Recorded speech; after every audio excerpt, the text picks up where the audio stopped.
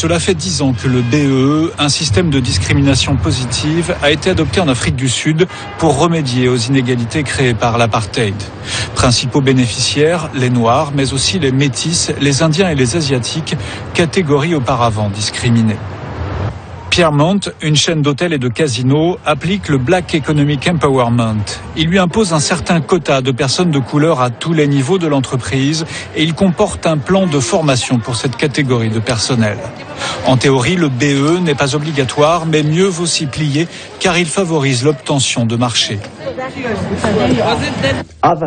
Les autres entreprises seront plus que contentes de se fournir chez vous parce que plus votre contribution au BEE est forte, plus la leur le sera. Il y a donc une incitation pour les entreprises à se fournir chez vous. Pour obtenir une note BEE, il faut se faire certifier par une agence spécialisée comme Honeycomb. C'est un marché juteux pour toutes sortes de consultants en discrimination positive.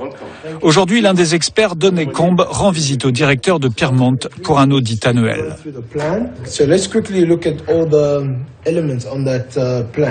Certaines entreprises acceptent la philosophie du BEE, d'autres s'y plient par pur intérêt. Cela reste un achat de notes pour beaucoup d'entreprises. C'est un peu comme payer une assurance. Même si vous ne voulez pas, vous en avez besoin. Mais le Black Economic Empowerment n'est pas sans effet pervers. Il a notamment favorisé un système de prête-nom. De simples employés se retrouvent ainsi propulsés actionnaires sans en avoir les fonctions. Pour cette chercheuse à l'Institut sud-africain des relations raciales, le BEE ne fonctionne pas. Une chose est d'avoir des Noirs à la direction. Mais qu'est-ce qui se passe à l'extérieur de la direction? Avons-nous assez de travail pour les Noirs? C'est ça qu'il faut regarder. L'emploi des Noirs sud-africains a diminué depuis 2003, lorsque le BEE a été mis en place.